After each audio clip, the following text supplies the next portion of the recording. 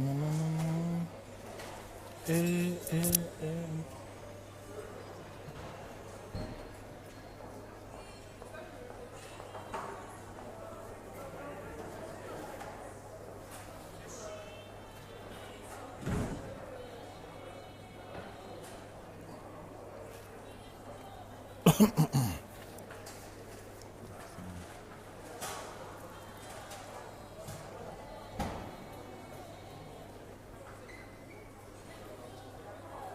Bonsoir Nanou, bonsoir Trésor,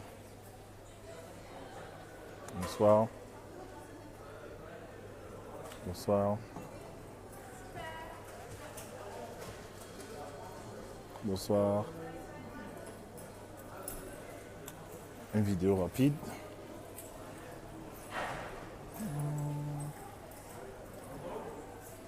Bonsoir Noémie. Bonsoir Chris, comment vas-tu? Bonsoir Sally. Comment allez-vous?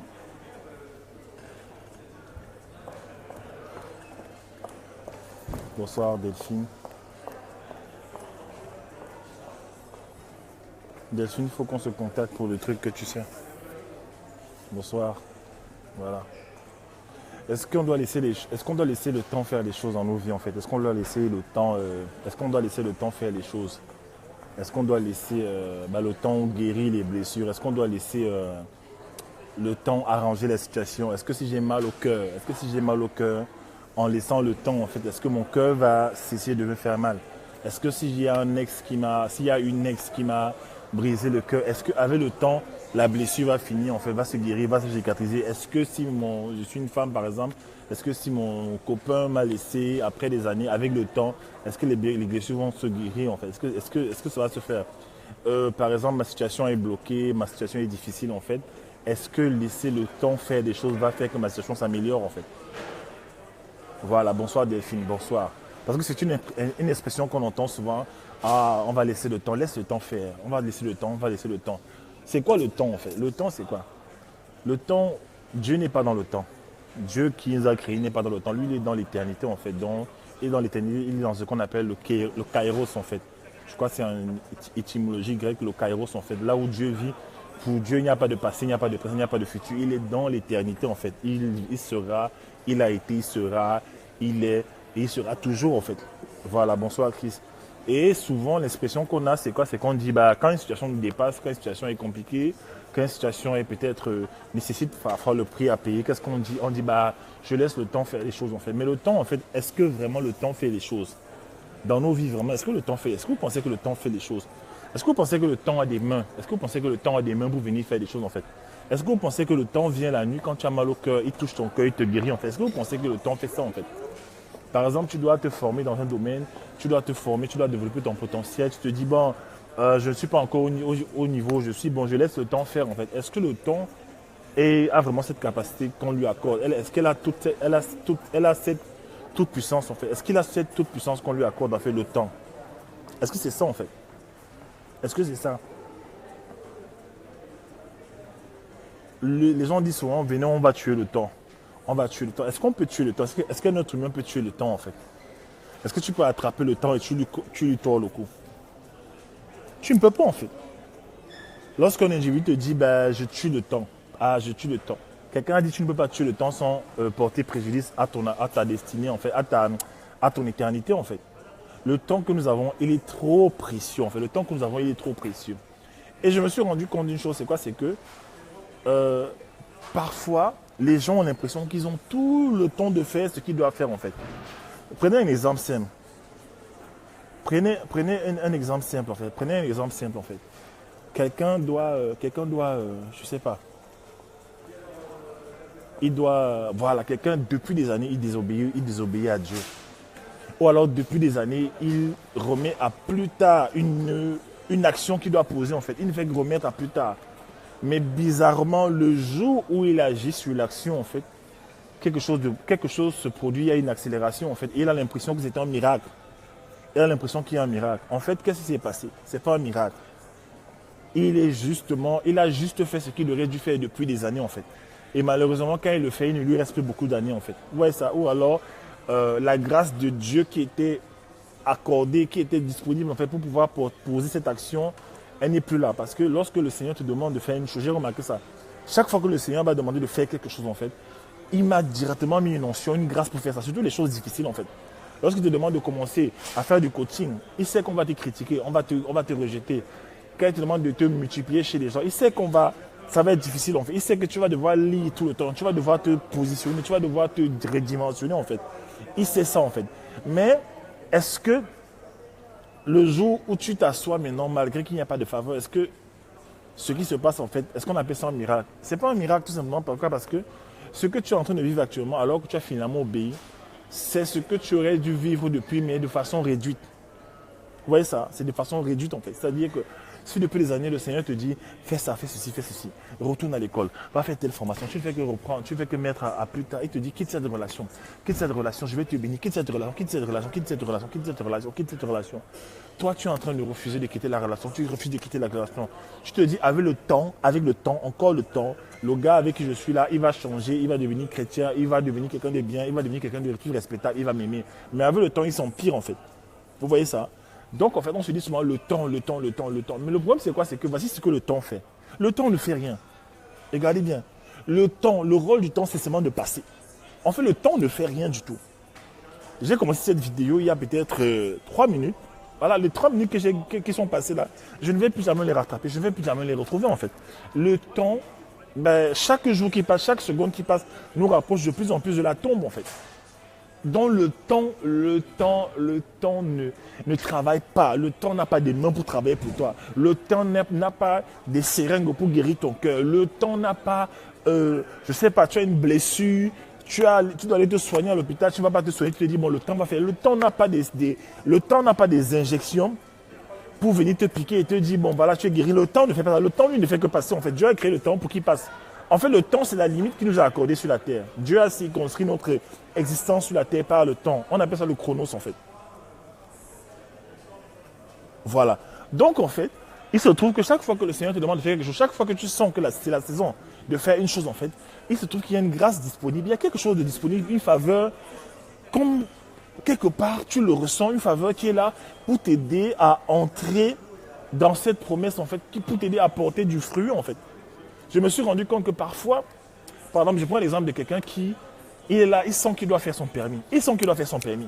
Il ne fait que remettre à plus tard. Pourtant, il a l'argent, il remet à plus tard parce qu'il trouve que c'est dur. Aller faire le code, voilà. En plus, les Français, le code, c'est compliqué. Ah, ça va perdre de temps, machin. Il trouve ça. Et le problème, c'est quoi? C'est qu'il perd de temps, il mange son argent, il a encore l'argent, la passion revient encore, il remange encore l'argent. Et un jour, qu'est-ce qui se passe? Il tombe sur une opportunité d'emploi. Bonsoir, grand frère Thierry. Il tombe sur une opportunité d'emploi. Et quand l'emploi arrive, qu'est-ce qui se passe?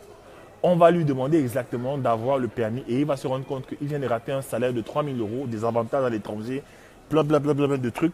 Parce que le temps où il devait faire ce qu'il devait faire, il ne l'a pas fait en fait. Et je me suis rendu compte, lorsque je me suis discipliné dans ma vie, à faire ce que je devais faire quand je devais le faire, je me suis rendu compte, lorsque j'ai obéi à mon intuition et que j'ai compris la saison dans laquelle je suis et que je me suis évertué à faire ce que je devais faire, je me suis rendu compte qu'il y a eu une accélération dans ma vie en fait. Il y a une accélération. Si tu es quelqu'un qui tue toujours le temps, tu ne connais pas ce qu'on appelle le momentum en fait. En développement personnel, il y a ce qu'on appelle le momentum, c'est-à-dire que c'est une série d'actions que tu poses en fait de façon assidue, de façon fidèle. Et un jour, ça crée une accélération dans ta vie. En fait, c'est-à-dire que tu poses un pas après l'autre. Et un jour, en fait, au lieu de marcher, tu cours. C'est-à-dire que tu commences à coacher une personne, 2 personnes, 3 personnes, 4 personnes, 5 personnes, de façon chimique, ça augmente. Et un jour, comme ça, là, il y a une explosion, tu te retrouves au sommet, en fait. Tu commences à regarder Barack Obama. Barack Obama, il a milité pour les jeunes de son quartier à Chicago. Il s'occupait d'eux. Doucement, il prenait son temps. Il était là, il était le leader et tout ça. Et un jour, comme ça, il y a une accélération jusqu'à ce qu'il devienne président, en fait. Vous voyez ça? Donc, on fait bonsoir tout le monde, bonsoir tout le monde. Le temps ne fait que passer, mon ami. Le temps passe. Le temps passe. J'ai regardé mes photos il y a quelques années. Je me suis rendu compte que, en fait, j'ai pris de l'âge, en fait. Le temps passe. Le temps ne fait que passer. Et je ne sais pas comment t'expliquer ça. Chaque saison est programmée pour que tu obéisses à des choses et que tu avances, en fait. Et parfois, quand tu n'obéis pas à des instructions dans les saisons dans lesquelles tu es, en fait, comme c'est cyclique, en fait, l'opportunité peut partir et revenir peut-être dans 3-4 ans. Je parle aussi du domaine du mariage, en fait. Parfois, tu ressens dans ton esprit que tu ressens dans ton esprit que tu dois te préparer au mariage, tu dois te préparer, tu dois te faire peut-être plus belle, tu dois lire des livres sur le mariage. Tu sens ça en fait. Et tu ne le fais pas. Il y a d'autres personnes, tu ressens en toi que tu dois lire beaucoup de livres en fait. Tu ressens que tu dois te former, tu dois t'étirer. Tu ressens que saison, ce qui va se passer quoi? C'est que les saisons où tu vas avoir des difficultés, où ta connaissance en fait va venir t'aider en fait, tu n'auras pas mis ces connaissances en toi. Vous voyez ça? Je me souviens une fois, quand j'étais à l'église à ICC avec le pasteur Yvan Cassano, il nous disait toujours tous les jeûnes et prières que vous faites. Allô? Voilà, je dis donc que le pasteur Yvan Cassano, il disait quoi? Il disait que les saisons où le Seigneur te demande de beaucoup jeûner, il te demande de jeûner, de prier, de jeûner, tu ne comprends pas. Si tu te lèves le matin, tu dois jeûner. Le lendemain matin, tu te lèves encore, il te dit jeûne. 3 jours après, il te dit de jeûner. Tu ne comprends pas, mais c'est quoi Seigneur? Tu regardes autour de toi, personne ne jeûne. Tu demandes aux autres, mais est-ce que Dieu ne vous demande pas de jeûner comme moi? Ils te disent non, moi je ne jeûne pas. Tu regardes les gens autour de toi, ils font 2 mois sans jeûner. Toi, tu dois jeûner, tu dois te restreindre, tu dois te priver, tu le ressens dans ton esprit en fait. Si tu ne le fais pas en fait, tu es en train de faire quoi? Tu es en train en fait d'empêcher à tes saisons futures, peut-être dans 10 ans, tu es en train de bloquer ta percée. Pourquoi? Parce que il y a des percées que Dieu connaît, il y a des obstacles que Dieu connaît dans ta vie pour lesquels il va te préparer longtemps à l'avance en fait. Je vous assure, c'est la vérité. Il y a une saison où j'avais ressenti que Dieu ne me mettait plus trop la pression au niveau peut-être des jeûnes et prières en fait. Parce que j'étais tellement habitué à ça. Ma femme et moi, parfois, on jeûnait 3 mois, 2 mois, on ne comprenait pas ce qui nous arrivait. On jeûnait tellement. On jeûnait tellement pour me marier. Pour me marier. Pour me marier. Le Saint-Esprit ne m'a pas dit que je devais me marier. Mais la saison de mon mariage, quand j'ai rencontré Johanna, Dieu m'a fait jeûner pendant 40 jours. Une nuit, le Saint-Esprit m'a dit jeûne pendant 40 jours en fait. Et j'ai jeûné les 40 jours. Là, quand je voulais abandonner, parfois je voulais manger comme ça. J'étais toujours autour des camarades qui avaient des plats japonais, des sandwichs. Voilà. Je voulais abandonner comme ça. Et j'entends la voix de Dieu qui me dit non, n'abandonne pas. Si tu t'humilies en public devant moi, tu t'humilies en privé devant moi, je vais te bénir publiquement. On fait, ouais, ça. Et donc, en fait, je ne comprenais pas. Mais après, je me suis rendu compte que si je n'avais pas jeûné, là, je n'allais pas pouvoir me marier. Pourquoi? Parce que 2 ans après notre mariage, un prophète ivoirien nous avait appelé. Il nous a dit que en 2009, William, tu as beaucoup souffert. C'était dur au niveau des études, c'était dur au niveau du sport, c'était dur dans tout ce que tu faisais. Et en plus, Dieu t'a demandé de jeûner pendant 40 jours. Je lui ai dit oui. Il me dit que si tu ne jeûnais pas, tu n'allais pas pouvoir te marier. Pourquoi? Parce que dans la famille de ta femme, en fait, il y avait des problèmes, les malédictions, tout ça, pour que les femmes ne se marient pas, en fait. Et ta femme devait briser ça dans sa famille, être celle par qui le mariage entre, en fait. Ouais, ça.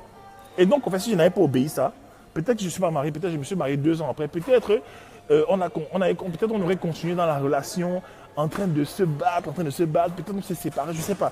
Il fallait qu'en cette saison, je fasse ce que je devais faire en cette saison, en fait. Le timing était bon, la saison était bonne, il fallait que je m'équilibre, en fait.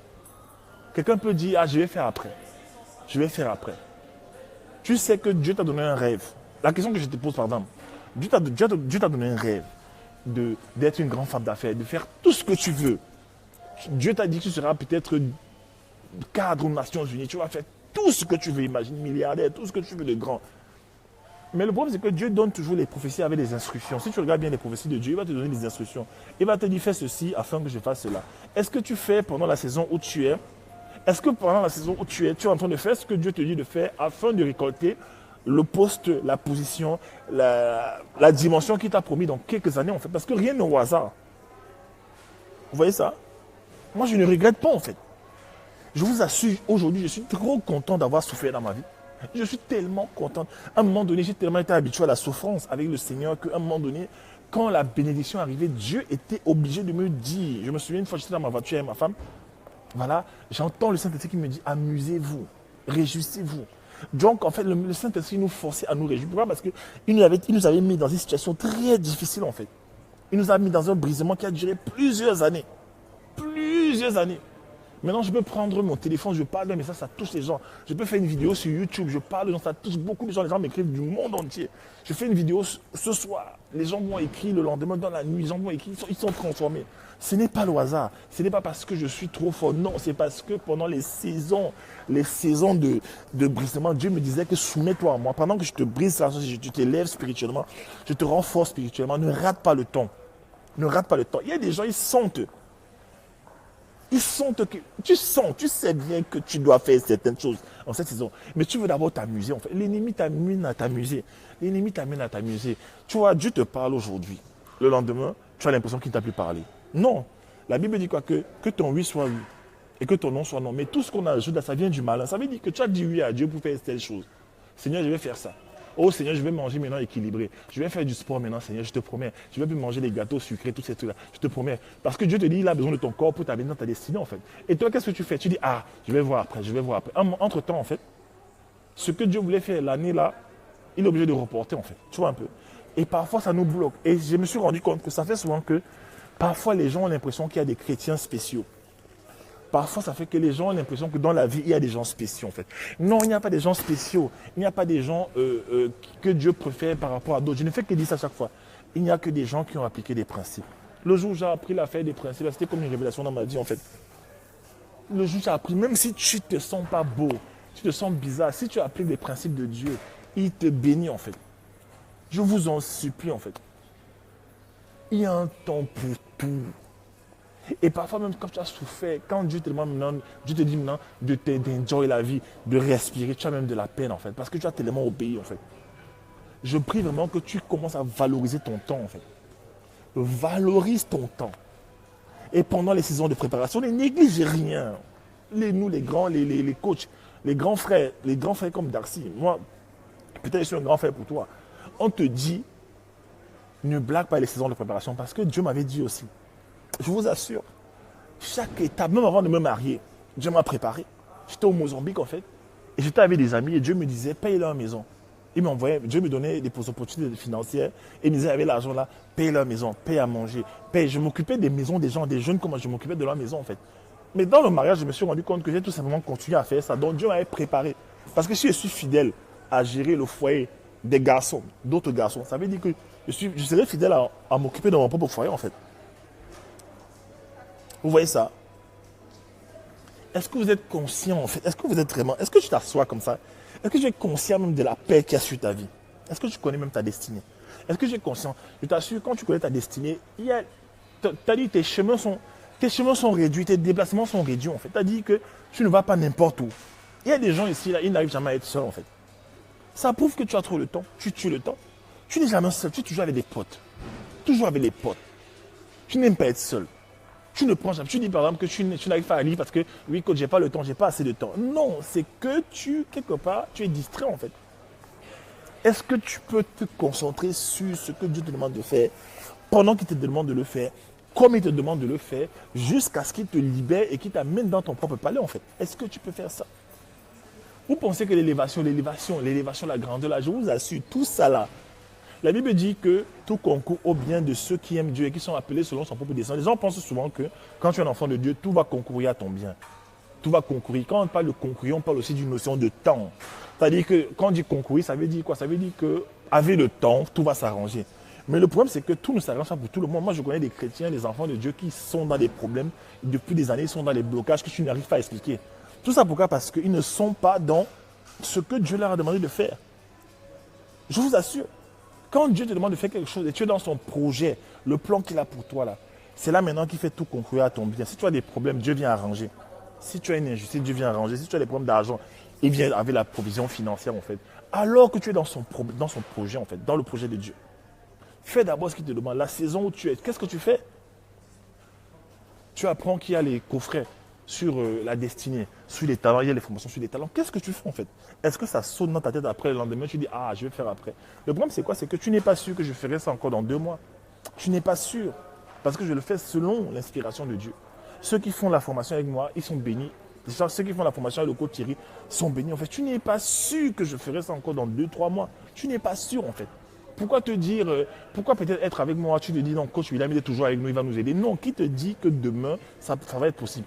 Est-ce qu'il ne faut pas profiter en cette saison où cela se fait en fait? Ne blaguons pas avec le temps, maximisons le temps en fait. Maximisons le temps s'il vous plaît. Je vous assure, le temps lui ne fait que passer. Le temps il a son sac à dos, il passe, il passe. Fioup, fioup, il passe, il passe, fioup, fioup, il passe, il passe, il passe. Mais tout dépend de ce que tu fais pendant que ce temps passe. Pendant que le temps t'est donné pour lire des livres, est-ce que tu les lis? Pendant que le temps t'est donné pour te redimensionner, pour devenir une femme d'excellence, pour devenir une femme qui travaille sur son potentiel, sur son intérieur, sur ses dons spirituels, est-ce que tu le fais? Pendant le temps, il y a toujours un temps en fait. Un temps. La gestion du temps. L'une des choses que ma femme a fait dans ma vie qui m'a révolutionné, c'est que ma femme m'a appris à gérer un agenda. Aussi simple que ça. Hein. J'avais acheté des iPhones, j'ai des MacBook Pro, j'ai des trucs de gestion du temps dans mes trucs. Elle m'a dit que tout ça là, c'est la technologie. Si ton ordinateur pète maintenant, tu fais comment? Elle a acheté un agenda. Elle m'a dit voilà comment tu gères ton agenda. Quand tu as un rendez-vous, quand tu as un coaching avec quelqu'un, peut-être sur 3-4 semaines en fait, tu notes déjà, semaine 1, tel jour à telle heure, j'ai coaching avec tel, semaine 2, machin, truc. Elle me dit que tout ce que tu dois faire doit être noté en fait. Et qu'est-ce que tu fais chaque soir? Tu reviens, tu repasses en revue, tu fais un bilan. Et je vous assure, ça a réglé ma vie en fait. Tous les jours, elle peut vous témoigner, tous les jours, je lui dis ma chérie, que je te bénisse en fait pour l'agenda, que je te bénisse. Parce que tous les gens qui m'écrivent, les gens qui viennent vers moi, je dois sélectionner en fait. Ton temps, qu'est-ce que tu fais? Qu'est-ce que tu fais en fait? Quand j'ai dit aux gens que le coffret sur les talents, c'est une révélation que Dieu a téléchargée dans ma tête en fait. Il a téléchargé dans ma tête. Et chaque fois, il me mettait en vie, il me demandait ajoute ceci, dis ceci. En fait, c'est pour le peuple de Dieu que j'ai créé le coffret sur les talents en fait. C'est pour ça que Dieu m'a dit de le créer en fait. Et la plupart des gens qui viennent faire les coffrets sur les talents, parfois je vais enseigner sur les talents dans la formation. Je commence à enseigner, après à un moment donné, Dieu me dit ne parle plus des talents. Maintenant, parle des problèmes financiers.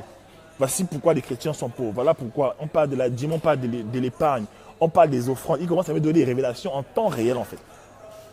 Ce n'est pas que tout est figé. Chaque fois que je vais faire quelque chose d'une certaine façon figée, Dieu change. Il vient, il bouleverse encore tout, il m'ajoute encore des révélations. Je dis aux gens, ne blague pas en fait. On te dit, voici le temps, fais-le. Le temps ne fait que passer. Le temps ne fait que passer. Mais ceux qui savent puiser dans le temps, réussissent à avoir des résultats extraordinaires en fait. Ne blaguons pas avec le temps. Ne blaguons pas avec le temps en fait. La vie c'est quoi? Les gens, l'espérance de vie c'est combien? Les gens meurent à quel âge? 80 ans. Voilà, Miles Monroe, il a impacté le monde. Il est mort peut-être à 56 ans ou 60 ans. Voilà, il est parti. Toi, tu as peut-être 35 ans. Tu as peut-être 40 ans, tu ne connais pas ton potentiel. Ou même tu as 25 ans, je te dis que tu as tout le temps. Tu as 30 ans, tu dis que tu as tout le temps. Tu ne fais que penser peut-être au mariage. Mais où est la place que tu accordes au projet de Dieu? Je vous ai déjà dit, j'aime souvent dire ça aux gens. Dieu ne fait pas de favoritisme avec quelqu'un. Dieu peut te donner l'argent. Il peut te bénir, il peut te donner un beau mari, une belle femme, de beaux enfants, une belle maison, tout ça en fait. Fais seulement ce qu'il te demande de faire, quand il te demande de le faire, comme il te demande de le faire. Subis ce qu'il te fait subir, supporte ce qu'il te fait supporter. Passe par le processus en fait. Et Dieu va te bénir en fait. Je me suis rendu compte aussi tout à l'heure que je méditais en fait, parce que je médite beaucoup. Je me suis rendu compte que les problèmes dans la vie en fait, les problèmes dans la vie ce sont les opportunités en fait masquées, les problèmes qu'on a souvent. Ça veut dire que si tu es toujours en train de pleurer, oh c'est dur, ma vie est dure, oh, je suis bloqué, oh, je vais faire comment.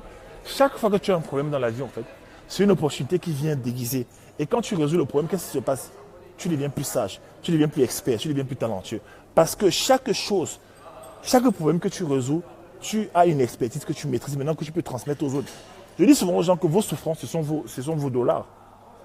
Ta souffrance, c'est tes dollars en fait. Ta souffrance, c'est tes dollars. Et tu peux aussi rattraper le temps, racheter le temps en obéissant et en écoutant aussi tes temps de désert. Parce qu'on dit souvent que oui, Dieu nous soumet au désert, au brisement. Le brisement, le désert, Dieu, en fonction de ta capacité à capter la leçon et à la mettre en pratique. Si par exemple tu es quelqu'un de très radin, tu es radin, Dieu va créer des situations où tu auras les problèmes d'argent jusqu'à ce que tu vas aller manger chez les gens.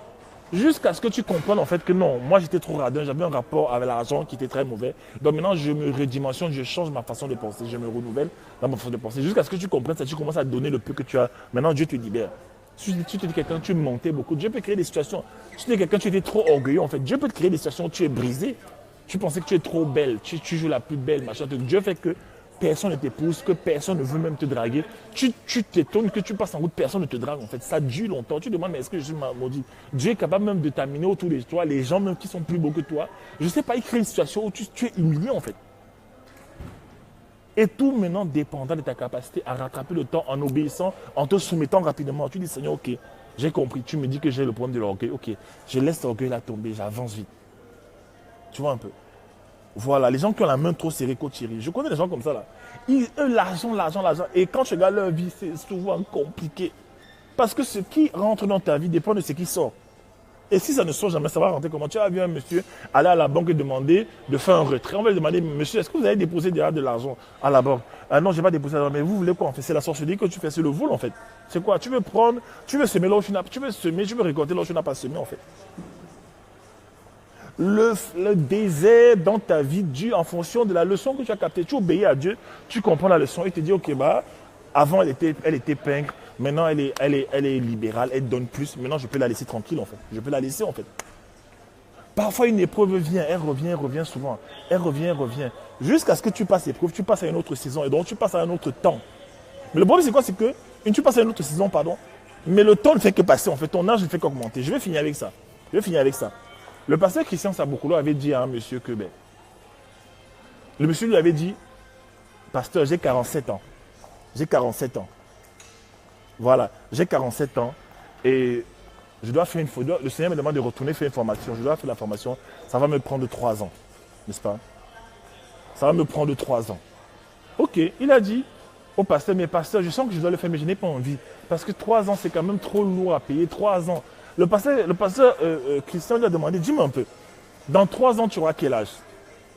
Tu as 47 ans maintenant, n'est-ce pas? Ok, oui, j'ai 47 ans, pasteur. Dans 3 ans, tu auras quel âge? Dans 3 ans, tu auras quel âge? Ben, dans 3 ans, j'aurai 50 ans. Il dit, ok, si tu fais ta formation pendant 3 ans, tu payes le prix. Dans 3 ans, tu auras toujours 50 ans, n'est-ce pas? Il dit, oui, tu seras content, n'est-ce pas? Il dit, maintenant, si tu ne fais pas ta formation, tu trouves que c'est trop dur. Dans 3 ans, tu auras combien d'années? Dans 3 ans, tu auras 50 ans, non? Donc, en fait, que tu fasses ta formation ou pas, en fait, dans 3 ans, tu auras 50 ans. Le temps ne fait que passer, en fait. Que tu fasses ta formation ou pas, dans 3 ans, tu auras 50 ans. Le temps ne fait que passer. Donc, toi qui es jeune, tu me dis que tu n'as pas le temps. Tu n'as pas le temps. Il y a des gens depuis des années qui disent que oui, l'anglais c'est dur, William, tu n'arrives pas à lire tes livres d'anglais. Ça fait 5 ans qu'ils me disent ça. Aujourd'hui là, jusqu'à présent, quand tu leur présentes les mêmes livres, en fait, et ils disent, William, tu sais l'anglais, ça fait 5 ans. 5 ans que tu disais que l'anglais est dur. Donc, les 5 années sont passées, tu n'as pas pu avancer d'un iota, en fait, en anglais. Bref, c'était pour dire, en fait, ceci, c'est là, c'est que respectons le temps. En fait, faisons le maximum pour tirer le temps. Je vais essayer de parler de ça en profondeur. Je vais montrer comment gérer le temps, en fait, parce que j'ai appris beaucoup de choses dessus. J'ai mis en pratique et ça marche. Déjà, le temps, gérer le temps, c'est d'abord une gestion des priorités. Qu'est-ce qui est prioritaire dans ta vie? Il y a des gens qui font des choses, ils font des activités qui ne leur apportent rien. Ils sont tout le temps en train de faire des activités peu importantes, alors qu'il y a des activités importantes qui les attendent en fait. Et les activités importantes, très importantes, c'est les activités qui te font avancer vers ta destinée en fait. Tu dois d'abord les faire. Tu ne fais jamais une activité moins importante avant d'avoir fini l'activité la plus importante. Voilà. Donc ce que je voulais vous dire en fait, le temps, faisons attention. Sinon tu risques d'être comme ça, tu regardes les jeunes de ton âge, après tu es jaloux. Oh, regarde celui-là, maintenant il a fait la sorcellerie, il a réussi sa vie. Non. Qu'est-ce que tu fais en cette saison? Quelle est la voix prophétique que tu entends en cette saison en fait? Quelle est la voix? Tu entends ces jours-ci, tu entends beaucoup la voix des coachs. Est-ce que tu puises le maximum en fait? Ou tu prends ça comme un acquis?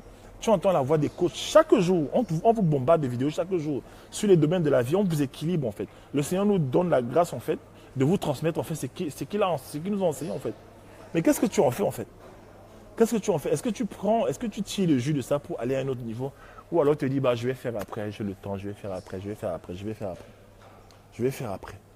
Est-ce que tu comprends prophétiquement ce qui se passe? Je parle de façon prophétique. Hein. Est-ce que tu comprends la saison dans laquelle tu es? Pourquoi subitement il y a les coachs qui se lèvent et qui parlent? Pourquoi ils ont le feu en eux? Ils se lèvent, ils parlent des relations. Ils parlent du business. Ils parlent. Les coachs Sonia, coach Darcy, coach Thierry, coach Jules, moi-même, ma femme, Joanna. On se lève, on ne fait que parler. Est-ce que tu comprends en fait que c'est un réveil que le Seigneur est en train de faire au niveau de la francophonie, au niveau de l'Afrique en fait? Est-ce que tu comprends ça? Les gens comme les Zach Mekassa qui commencent à faire beaucoup de vues. Est-ce que tu comprends la voix? Je ne te parle pas de tes oreilles physiques, je te parle des oreilles spirituelles. Est-ce que tu captes la saison dans laquelle tu es en fait? Est-ce que tu captes en fait? Demain ne dis pas que oui, Seigneur, tu m'avais abandonné. Il va te dire que non. Tu ne m'avais pas payé les études. Il va dire que non. Tu ne m'as pas donné l'argent pour les bourses d'études. Tu ne m'as pas envoyé aux États-Unis. Dieu va te dire non. J'avais envoyé les Américains vers toi. J'avais raccourci le chemin entre les États-Unis et toi. En fait, j'ai amené les Américains qui t'ont enseigné sur le leadership, qui t'ont enseigné sur le business, qui ont ouvert des académies. Tu n'es pas venu. En fait, j'ai créé une académie avec le coach Thierry, l'académie de succès, où moi-même, le coach William, je suis inscrit. Vous blaguez. Quelqu'un m'a demandé sur Internet que toi aussi, tu te fais coacher. J'ai dit oui, je me fais coacher parce que moi-même, j'ai les domaines où je suis bien faible. Tu vois un peu? Parce que je maximise. Darcy a fait un coffret. Hein, le grand frère Darcy a fait un coffret. C'est mon mentor. Je l'appelle grand frère, pardon. Il m'appelle au téléphone. Voilà, il m'appelle au moins 2 fois par semaine, parfois 1 fois par semaine. On cause, on rigole. Mais ça n'empêche pas que j'achète ces coffrets. Pourquoi? Parce que je sais que dans ces coffrets-là, il y a les révélations pour ma destinée. Donc je puise je puise tout ce que je peux puiser. Pourquoi? Parce que je sais que bientôt, peut-être je ne pourrai pas avoir accès facilement à Darcy. Bientôt, peut-être je ne pourrai pas avoir accès facilement au coach Thierry. Pourquoi? Parce qu'on ne sait pas où Dieu les amène en fait. Alors qu'ils sont là, je profite. Je profite en fait. Ne sois pas comme la personne, voilà. Ne sois pas comme une personne, ne sois pas comme la personne qui prend une cuillère et qui s'en va dans l'océan pour puiser l'eau. L'océan, c'est quoi? C'est la grâce de Dieu qui surabonde en fait. Qu'est-ce que tu fais pendant la saison? Est-ce que tu vas chercher des conteneurs pour ramasser l'eau? Ou alors est-ce que tu prends une cuillère? Parce qu'il y a des gens, quand la saison est là comme ça, là, ils sont distraits en fait. Ils sont distraits. Au lieu de prendre des conteneurs, des camions de citernes d'eau en fait pour s'approvisionner, ils viennent avec des petites cuillères comme ça, des petites cuillères.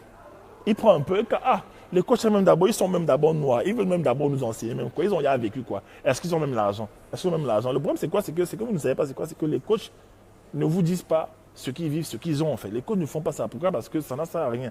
En plus, on fait ça avec le Seigneur, on ne va jamais te dire que oui, je gagne combien, je gagne ceci, je gagne ceci. Non. On vient seulement te dire ce que Dieu a fait avec nous en fait. Vous voyez ça? Attention. Ne sois pas le genre de personnes comme Darcy a dit, que c'est quand tu vas voir la voiture, c'est quand tu vois la voiture que tu dis que non, là alors je vais commencer à écouter ces coffrets. Le jour où tu vas commencer à écouter, là peut-être l'information là sera obsolète en fait. Fais attention. Il faut prendre le maximum en fait. Il faut prendre le maximum. Les coffrets de coaching là, on te fait le coffret à 60 euros. On te fait le coffret à 50 euros. Hein? Les gens même baissent même des prix. On vous fait des formations sur les talents à 125 euros. Dans le monde, ça coûte 2000 euros. Je vous assure, allez regarder dans le monde.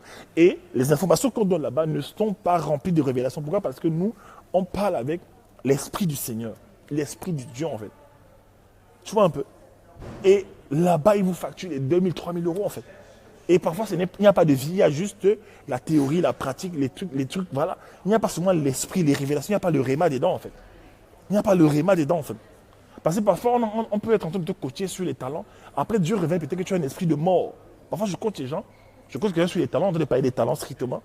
Et Dieu me révèle en fait que la personne a un esprit de mort. Chasse l'esprit de mort. À l'instant où Dieu me dit, en fait, dès que je chasse, je prends autorité, je chasse la personne et délivrer de ça en fait. Elle est venue pour les talents, mais elle traînait un esprit de mort qui lui empêchait de manifester son potentiel. Depuis qu'est-ce qui se passe, le Saint-Esprit me saisit et je chasse cet esprit de mort. Et cet esprit de mort quitte sa vie. Pourquoi? Parce qu'à l'instant où Dieu me dit de le faire, en fait, il dépose une onction sur moi, une onction qui brise les joues, une onction. Voilà. L'onction fait la différence en fait. Il y a des formations de 4000 euros. Voilà, des formations sur les talents.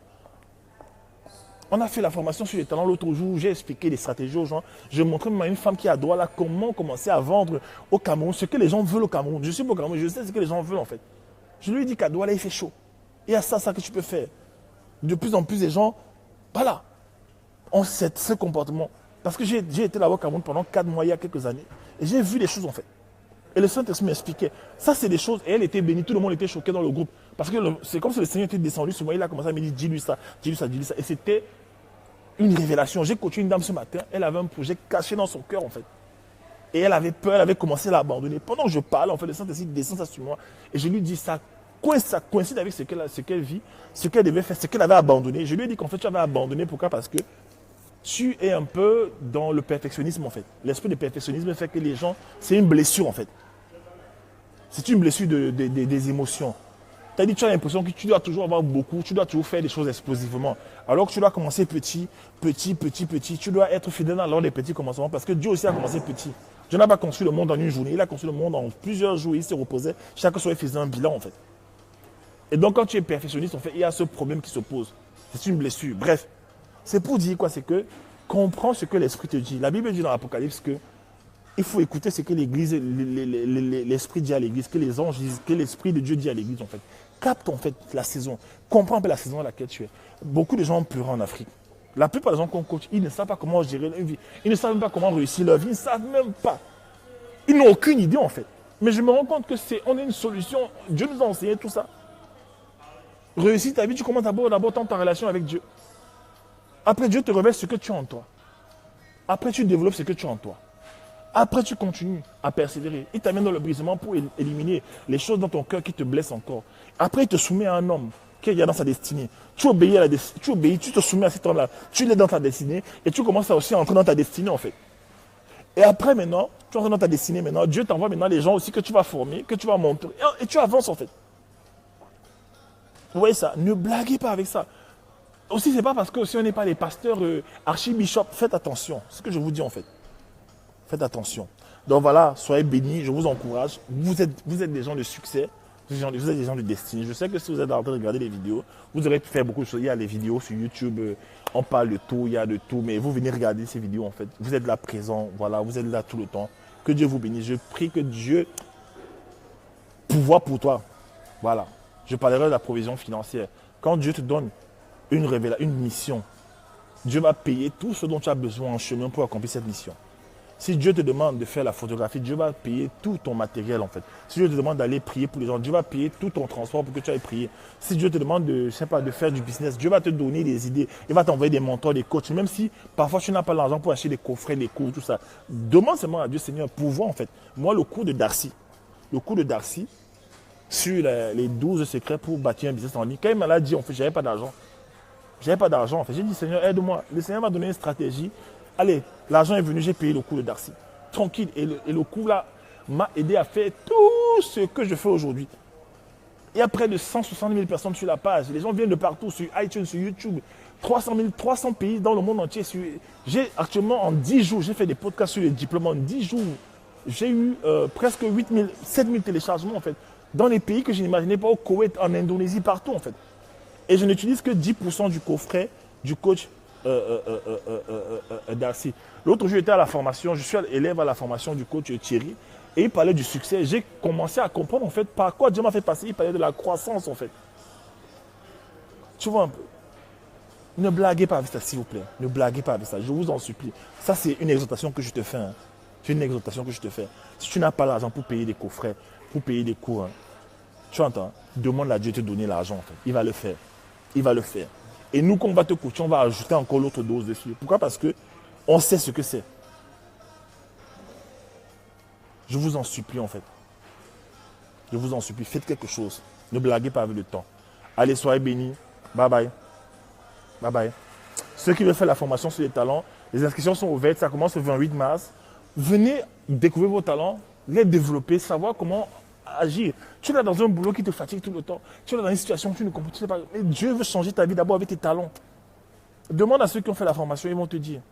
Donc soyez bénis, je vous laisse. Bye bye.